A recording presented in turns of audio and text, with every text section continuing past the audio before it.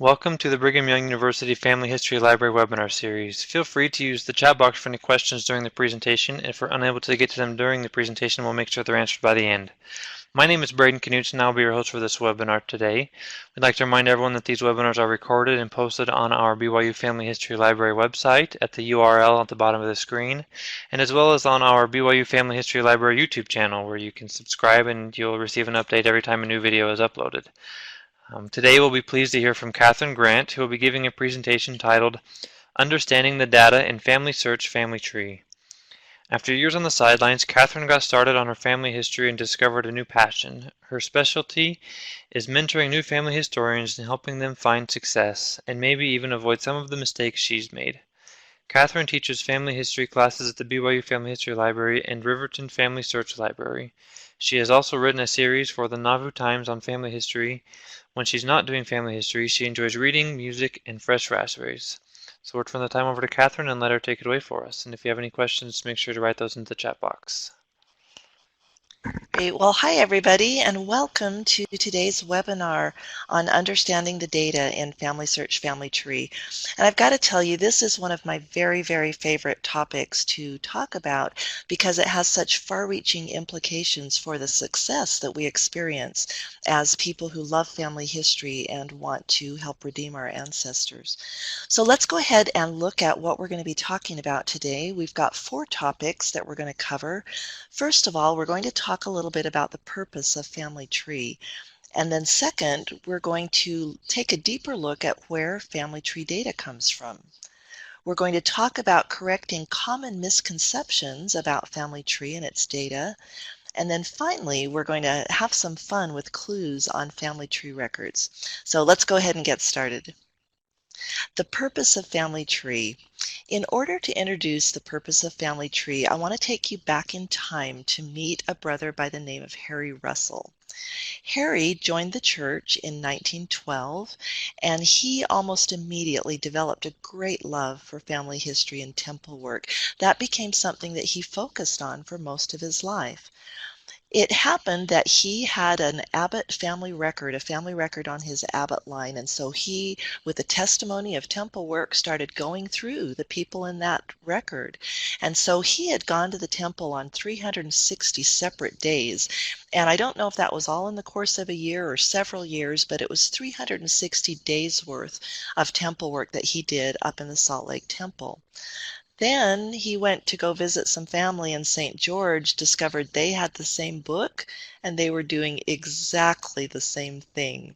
So all that work that he had been doing had been duplicated, and he was so deeply disappointed about that, not so much because the work had been duplicated, but because what that meant was the people who really needed their ordinances to be done, their ordinances weren't being done. Instead, the ordinances were being duplicated for people who didn't need them because they already had them.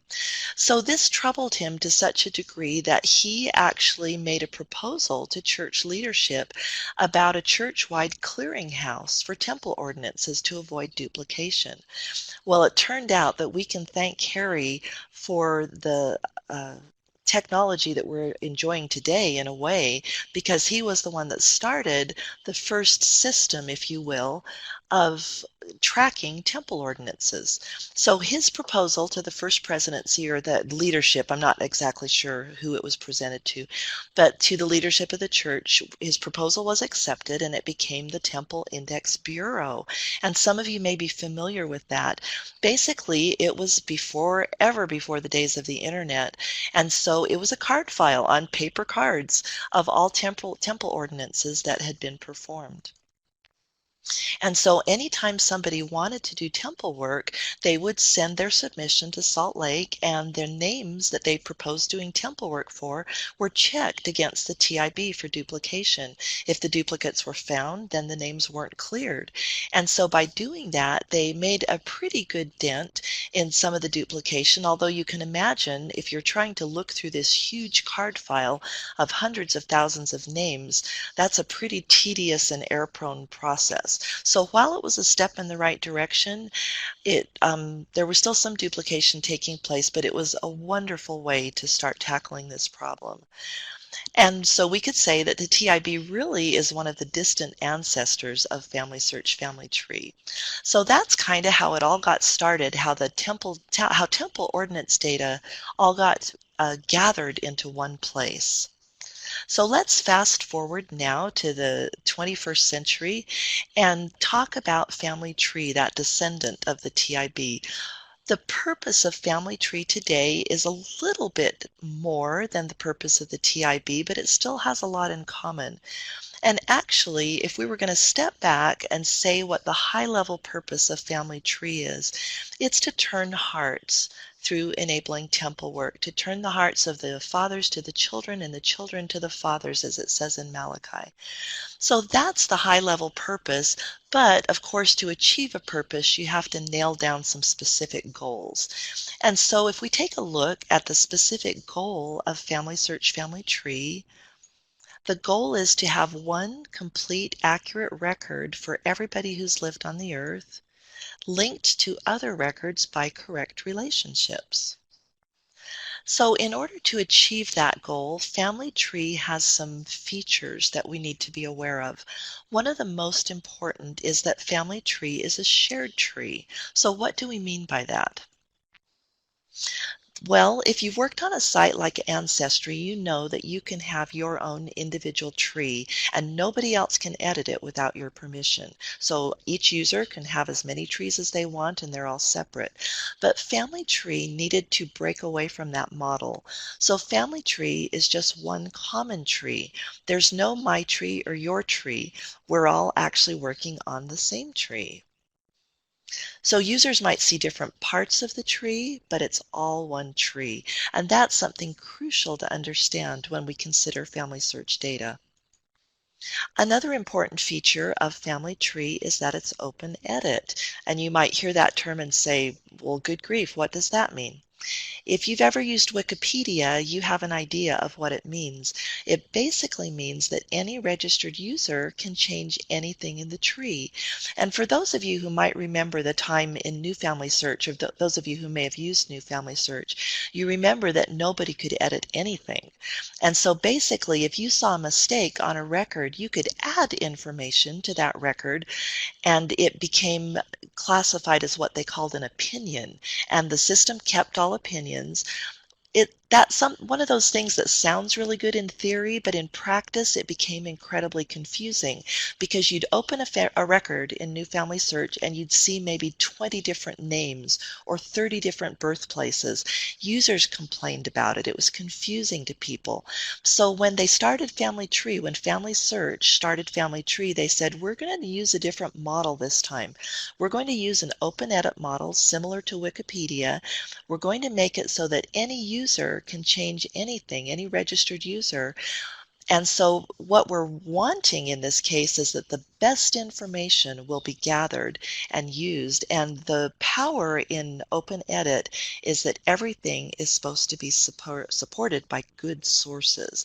And just a comment about that, I remember getting into a discussion not too long ago where somebody said, well, you can't expect, for instance, cultures that have only oral histories, you can't expect them to add sources. But in my point of view, actually, an oral history is a source. So we need to be careful and not just stick with our Western version of sources, our Western model or idea of sources, but to realize that in other parts of the world, they have different sources, but they are nevertheless sources. And so every time we put data into Family Tree, we ought to have some source that backs that up, that shows why we believe that data to be true. And if that model were followed throughout Family Tree, that would make it seriously the best and most accurate family history record in the world. And it's moving that direction. So now that we've talked a little bit about the purpose and the goals and the features of Family Tree, let's take a little deeper dive and see where Family Tree data comes from. Well, we've already talked about one of the first places that it comes from when we looked at the story of Harry Russell. The very first batch of data that was included in family tree and its predecessors, there's been a number of them, were LDS Church temple records. And those also included extracted vital records. Now, in case you're wondering what extracted vital records are, probably most of you or all of you are familiar with the indexing program, where volunteers look at historical records, church records, and government records, and they write down the names of the people in those records. Well, as it happened in the middle of the last century, in about the 1960s or so, the temples were in danger of running out of names because at that point, without the internet, it was very difficult for people to get enough family names to keep the temples supplied with family names. So a proposal was made to church leadership again, and the proposal was that volunteers would go through and write down the names of people in historical records, very much like the indexing program. And then those names were supplied to the temple so that if a patron came to the temple and didn't have their family name, they were given a temple name, which was basically an extracted name. And so the original source of all this data were actually completed temple records. And that's something really important to keep in mind as far as the data in Family Tree. Another source of the information in Family Tree is LDS Church membership records. And I saw this in action when my uncle passed away. So as soon as his ward clerk marked his record deceased, his information showed up in Family Tree. So the information from LDS Church membership records is fed into Family Tree. It has been in the past and still is today. And then finally, the last area of data is user submissions, which includes the old JetCom files, 4-generation programs, if you remember those, where the prophet asked all the members of the church to submit a pedigree chart with their 4 generations on it. And it also includes contributions that we make today when we add users in Family Tree.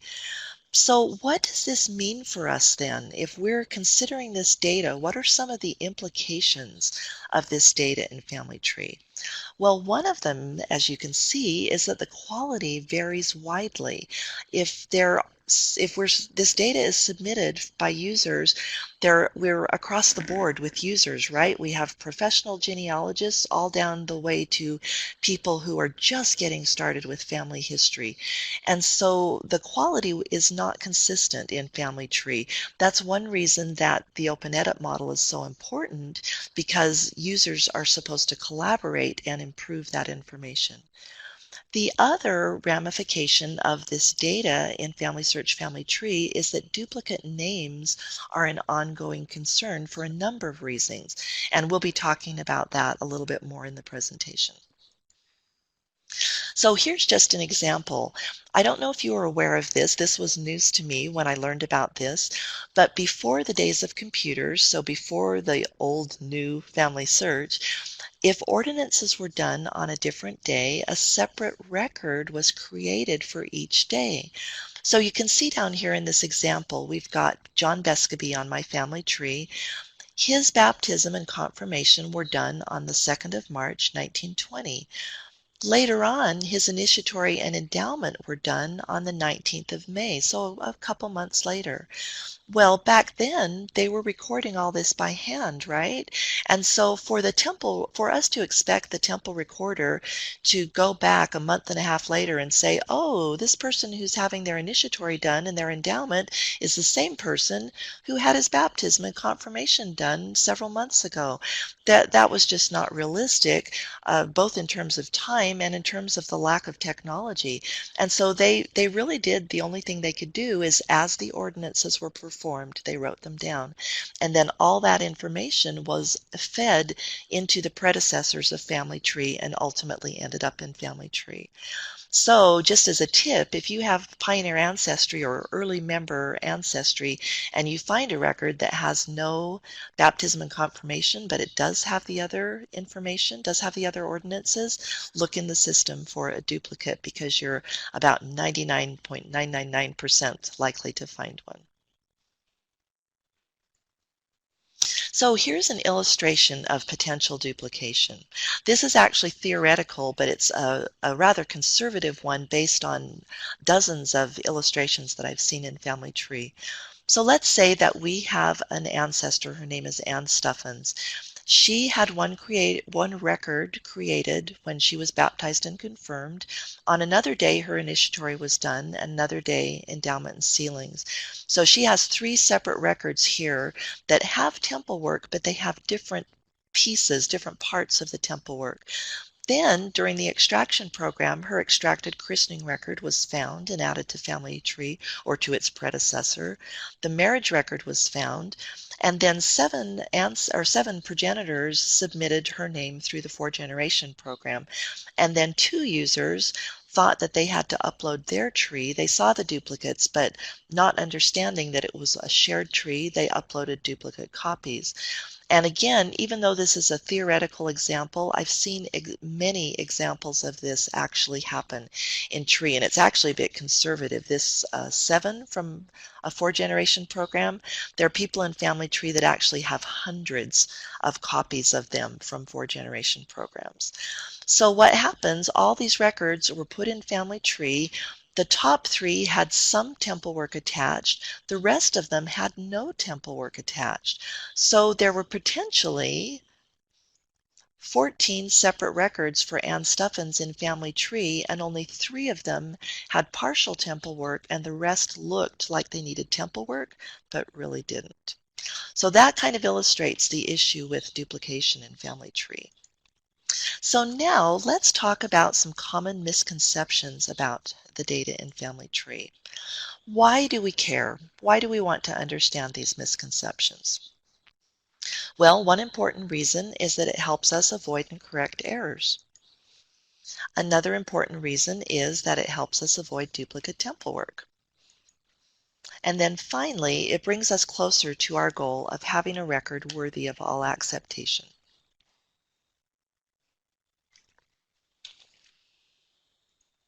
So let's look at 4 of the most common misconceptions, and then we'll talk about how we can, or what the facts are, and how we can set those misconceptions straight. So the first misconception, a very common one, and actually it's understandable, is that Family Tree is the church's official, error-free genealogical record, somewhat similar to a ward directory. We kind of expect our ward directories to be pretty accurate, don't we? I mean, people move in and move out, but overall, the ward directory is pretty accurate, and we consider it the official ward record. Well, people have kind of generalized that to Family Tree, thinking that the church has made this official genealogical record, but as we'll see, that is actually not the case. Another misconception is that the purpose of Family Tree is to provide members with temple names. Another misconception is that Family Tree finds all duplicate records. And then finally, one of the probably most troubling misconceptions is that a green temple icon means that temple work is definitely needed. So let's go ahead and debunk all of those misconceptions and find out what the facts really are. Oh, but one thing first, what do these misconceptions have in common? What they have in common is that they're all based on a misunderstanding of the data in Family Tree. So because we've talked about the data in Family Tree, my guess is that you'll be able to see fairly easily why these misconceptions are untrue. So misconception 1, Family Tree is the church's official error-free genealogical record. The facts, remember where the data came from. Now, we talked about it being submitted from temporal records and from extraction and so forth, but what that ultimately boils down to is that all Family Tree data was submitted by users just like you and me. Because who gave the information for the temple submissions? Regular members. Who did the indexing and extraction? Regular members. Who submitted the four-generation programs? Who made the individual contributions? Well, it was all people like you and me. So again, it's all across the board. We have some professional genealogists doing submissions, and then we also have beginners and everybody in between. So the quality varies widely as far as the data in Family Tree. Misconception 2, the purpose of Family Tree is to provide members with temple names. The truth is that Family Tree is used to track temple work and to enable collaboration among family members. Its primary purpose actually isn't to provide temple names to members without effort on their part. All of us have an important responsibility to resolve the duplicates and errors in Family Tree. So you can see that because of the condition of the data, that it's not reasonable or realistic to expect that the church has provided us with temple-ready names and that we don't have to do anything to make sure that they're accurate. And in addition, Family Tree, by definition, is not complete. So it started out as a record, as we said, of completed temple work. Has the temple work been done for the whole world, for everybody who lived ever? Well, of course not, right? So our goal is to be adding the missing people to Family Tree, not trying to find people in Family Tree necessarily that need their work done. So here's misconception 3. Family Tree finds all duplicates. Let's look at why that is not true. Family Tree does find many duplicates, but there are many duplicates that it doesn't find. Let's look at why. The reason is that Family Tree, it's a computer application, so it finds possible duplicates by comparing one record with another. When two records have a lot of information in common, Family Tree flags them as possible duplicates. But two records might represent the same person even when they don't have much information in common. So Family Tree can't find all the duplicates that a human could recognize based on research. For instance, one record with a woman's maiden name and another with her married name. Or there's others I've seen where Family Tree didn't recognize a duplicate where a woman had a christening record and a father, and then her duplicate had the christening record, the birth record, the death record, the father, the mother, and the siblings. A human looked at those and said, oh, the name's the same, the father's the same, the christening date's the same, they're obviously a duplicate.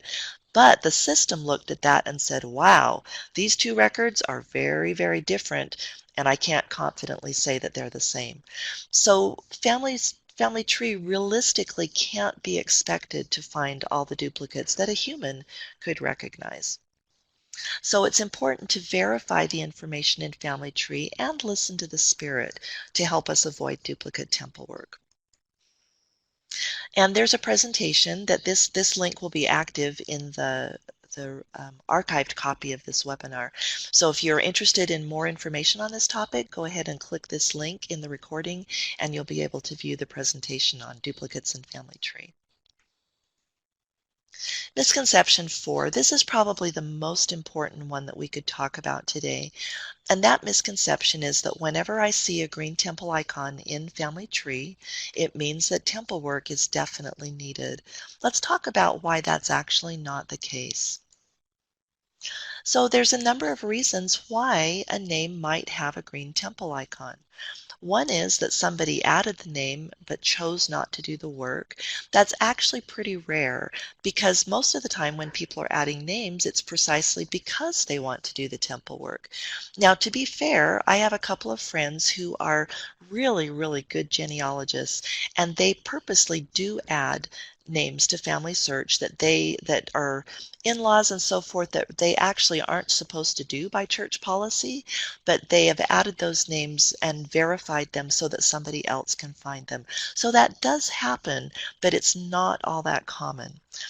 Another thing that I found is that extracted names sometimes will have maybe a baptism and a confirmation done, but they won't have the rest of the ordinances. So there may be extracted names in Family Tree that the temple hasn't used yet.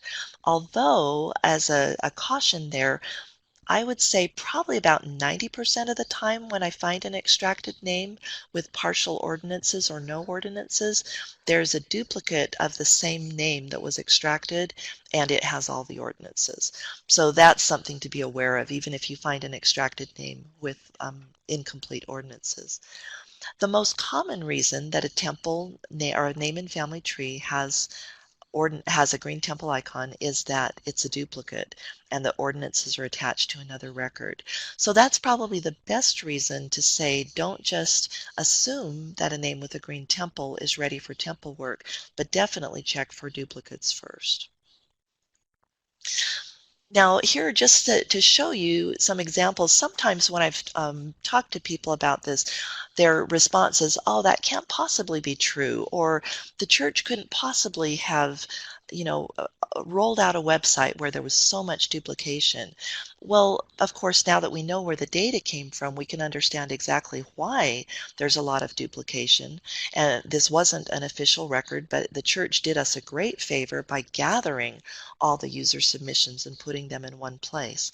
So here are 4 actual examples from some different family history consultants as they tried to help people who had just actually used some of the what we call green temple hunting applications.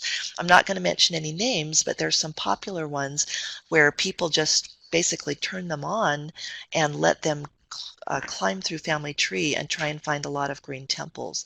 So there were 4 different patrons who have done that, and the consultants helped them understand that that wasn't appropriate and vetted the names. Here's what happened. So for one patron that had 30 unverified names that they'd just done through this green temple hunting application, when they checked all the names, resolved the duplicates, and resolved the errors, only 1 sealing to parent was needed. Another instance, 25 names, 0 ordinances were needed. 100 names, 0 ordinances needed. And finally, 37 names, and only 2 of those people needed temple ordinances. So does this kind of give you an idea of why it's not wise to just assume that a green temple means that the temple work is ready to go? But there's even other reasons to be careful with green temple icons. Let's look at those. Because accuracy varies, information and relationships need to be verified. I just looked at one just the other day where a bad merge had apparently been done, and the person had 2 sets of parents, and they were completely different parents. So this record was definitely not ready for temple work because the relationships weren't correct, and there were just obvious errors that needed to be cleaned up. Another one that people often don't think of is that the person might have died before age 8. And as you know, if a person dies before age 8, they only need sealing to parents. And so to do all their ordinances takes time away from doing ordinances for somebody who really needs it.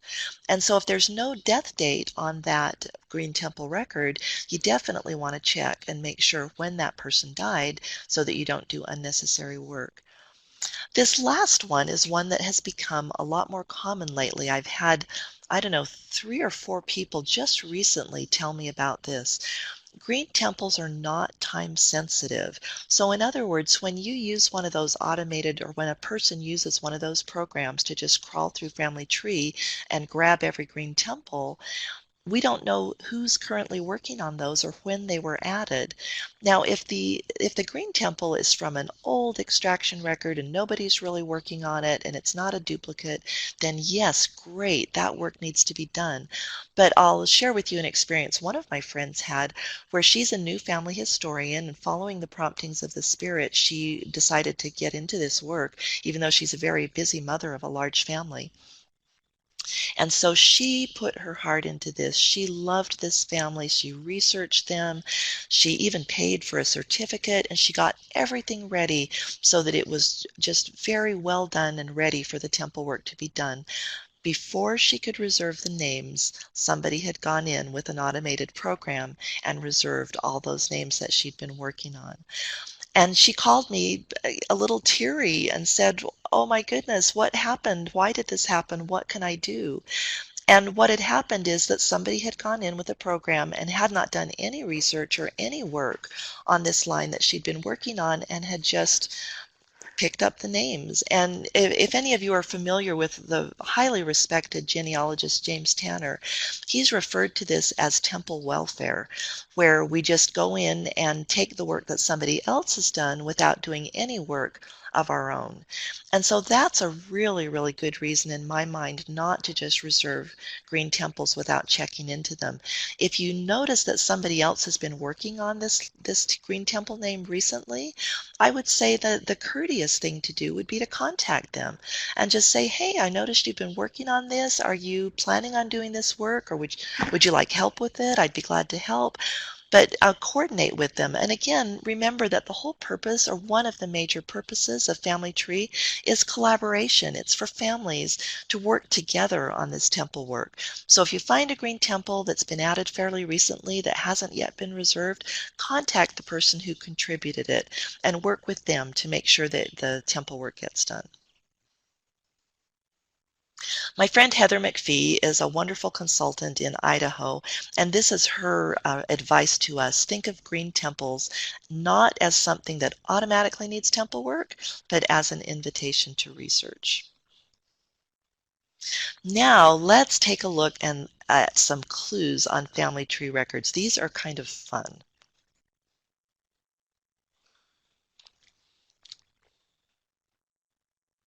And I get a lot of questions about these. And so let's talk about first why these clues even matter. What does it matter if we look at a record and we can tell that it's extracted, or we can tell that somebody added it fairly recently? Well, these clues can indicate to us how reliable the information is. They can also lead to additional information about the person and their family. They make it easier to avoid mistakes. Whoops, got a little ahead of myself there. So they make it easier to avoid mistakes. And now we're going to go ahead and look at some examples of what we can tell from the PIDs of records. Now, in case you're wondering what a PID is, PID stands for Person ID, and it's the unique identifier that appears here under the name of every person in Family Tree. And every record has one of these, and they're unique. You can't apply the same PID to more than one record. So this absolutely identifies this William Bescovy right here. So if you see a PID that starts with an M or a 9, it was most likely created from an extracted record or from a user-contributed record before the days of new, quote, it's not new anymore, right? So old family search, often abbreviated as NFS for new family search. It's kind of less confusing to say NFS than new old family search. But basically, we're talking about the predecessor of Family Tree here. So if it's an M or a 9, it was probably created even before that system. If it starts with a K, it was very likely from one of three sources.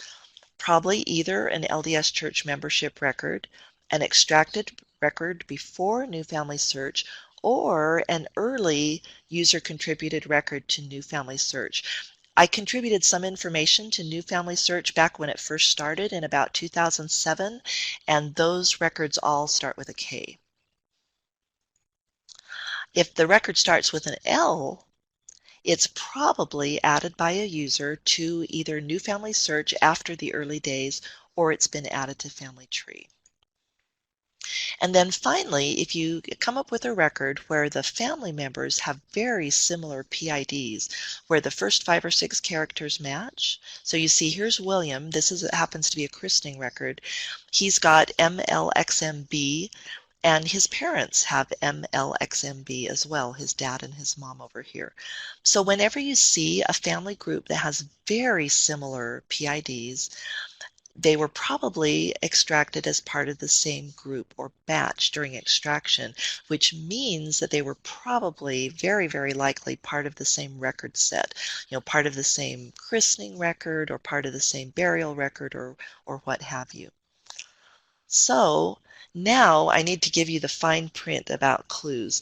And I was talking with one of the specialists or experts who works at Family Search, and he wanted me to be very certain to convey this this first bit of information, and that is that FamilySearch does not assign certain PIDs to certain types of records. So in other words, they didn't sit down and say, okay, we're going to assign all the Ks to memberships and all the Ms to extraction. What they did do is that they told their computer system to assign PIDs sequentially. And as it happens, if they dumped a bunch of membership records in, they happened to get all the Ks. And if they dumped a bunch of extraction at the time that they were using Ms, then they happened to get the Ms. But this wasn't a plan. This wasn't something where they sat down and said, we're making everything from membership a K. And it doesn't hold true. And so the patterns happen just as a consequence of when the data was fed into Family Tree and what numbers were being assigned at that time. I hope that makes sense. If it doesn't, my email is at the end of this presentation, and please shoot me an email about that. But the bottom line is, these are not rules, these are clues. And then finally, merges may affect the clues. So if you merge a record that was an extracted record, but the surviving record was an L record that was contributed by a user, then the L record is the L PID is going to be the one that shows up, and yet information from an extracted record is part of that record. So summary of the clues that we've looked at. MR9 is probably extracted or user contributed before New Family Search. K is probably one of three things: LDS membership, extracted before New Family Search, or early New Family Search user contributed, so in the days when New Family Search was just getting started. Ls are probably user contributed a little later to New Family Search or to Family Tree. If you've been adding records lately to Family Tree, you've probably noticed that all of your people that you've added have a PID that starts with L. And then finally, matching PIDs generally, almost always, come from the same extraction batch, which again, why is that important? Well, if they all came from the same batch, they probably all came from the same record, such as the same parish register, and that could lead you to other family members. Remember, again, I can't emphasize this enough, these are clues, not rules, especially when records are merged or combined. And if you're interested in more information on this, here's another link to a presentation called Hidden Clues on Person Records in Family Tree. It covers this information and quite a bit more about things that you can tell just from looking at the record about where it came from and how reliable the information is. So in conclusion, understanding the data in Family Tree helps us avoid and correct errors. It helps us do valid temple work as opposed to duplicate temple work. And finally, it brings us closer to that record worthy of all acceptation. I love this scripture in the Doctrine and Covenants. This is really what we're trying to do, right? We're trying to prepare a record of our temple work that will be worthy to be presented to the Lord. And as we understand the data in Family Tree and as we work together to improve that data, we're getting closer and closer to this goal. Thank you so much for your attendance today. Thank you, Kathryn, for the wonderful webinar. If anybody has any questions, feel free to type those into the chat box now. We'd like to thank you all for joining us today. I'd like to remind everyone that these webinars are furnished by the BYU Family History Library, and that these meetings are recorded and posted on our website for further review. You're welcome to subscribe to our email list to receive updates on upcoming webinars and those schedules. We'll give you just a little bit more time to make sure there aren't any more questions. And if there aren't, then we would love to see you next time. Thank you for joining us. Yeah.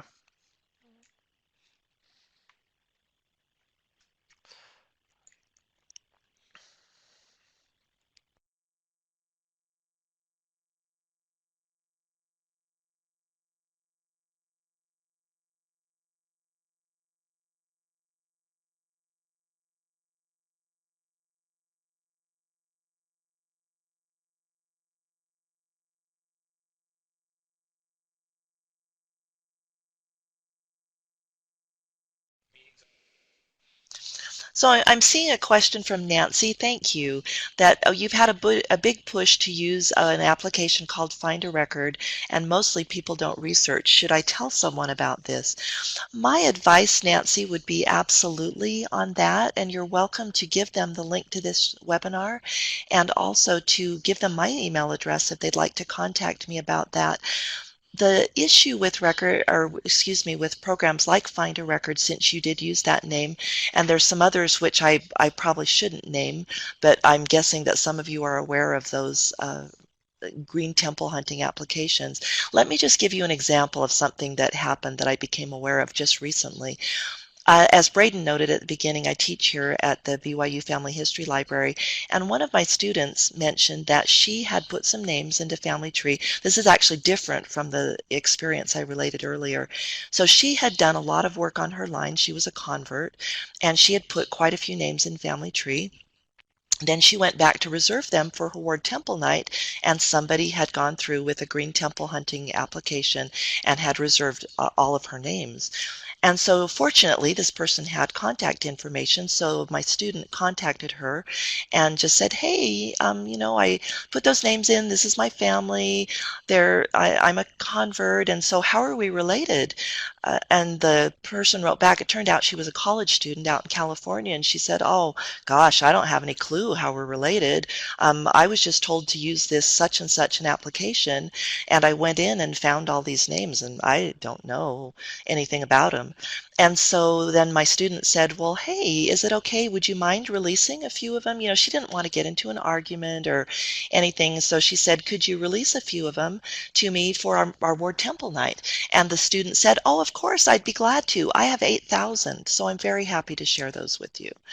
So this is the kind of thing that I see all the time. That's actually just one example of a number that I could cite. Yeah, exactly. Ouch. Lara Lee, I'm not sure how to say your name. I'm sorry, but you wrote ouch there. It's exactly right. So she had been, this college student, bless her heart, was doing what she had been told. I had another example of a young woman who came out of her young women program, and what they had taught all the young women in their little Sunday school class actually was turn on this application, let it run. If you run it longer, you'll get more names. They didn't say anything to them about validating the names, the fact that most of them were going to be duplicates or have errors. In fact, if any of you are interested, email me about this. One of my fellow consultants, his name is Mark Shepard, was so concerned about this, he decided to do a study. So he went into Family Tree and did a statistically valid study of 200 names on his line. And he found that before the 1800s, 96% of the names were duplicates or erroneous. So before the 1800s, if you click a green temple, 96% of the time the work does not need to be done. After the 1800s, the percentage was about 48, as I recall. So you had about a 50-50 chance. If you click a green temple in the 1800s, there's a 50% chance that it's a duplicate. And good question, did he give that information to FamilySearch? He has. He has supplied that to them. And they are concerned about duplication. What I've found in working with FamilySearch is that they are so open to our feedback. I love that about them. And so when we have feedback, we want to give that to them. So going back to the issue with the green temple hunting applications, I literally only know of one person that I've ever met who uses a temple hunting application correctly, and that is that she actually felt a prompting to go to a certain line and gather the green temples on it, but then she went through every green temple one by one, validated it with sources, corrected the errors, and she ended up with, as I recall, about 200 valid temple names. But she didn't just run the application, grab the green temples, print the cards, and run off. She carefully validated, and she's the only person I've ever heard of that did that. I was helping a guy, here again as another example, who had been told to use such and such a green temple hunting application, not Find a Record, but another one. And when we looked at his, he said, look at this, look at all these things in my inbox or whatever that are ready for temple work. And I said, we really ought to check those. And he said, no, I don't have time for that. I don't want to do that. I'm just going to do them. So he didn't want to hear it, basically. And so that's the misconception. And the reason is he's not a bad person. He's a very good person. But the reason was that he misunderstood the data in Family Tree and just expected that the church had validated all of it and all of it was ready to go for temple work. So that I hope that answers your question, Nancy. I definitely would tell people about this and encourage them to understand the data in Family Tree. And the thing is, too, another thing I would say is encourage them very strongly to follow the promptings of the Spirit. I found that when people do, they don't tend to use applications like this, or they do what my friend did and they validate every single name very carefully. I hope that's helpful.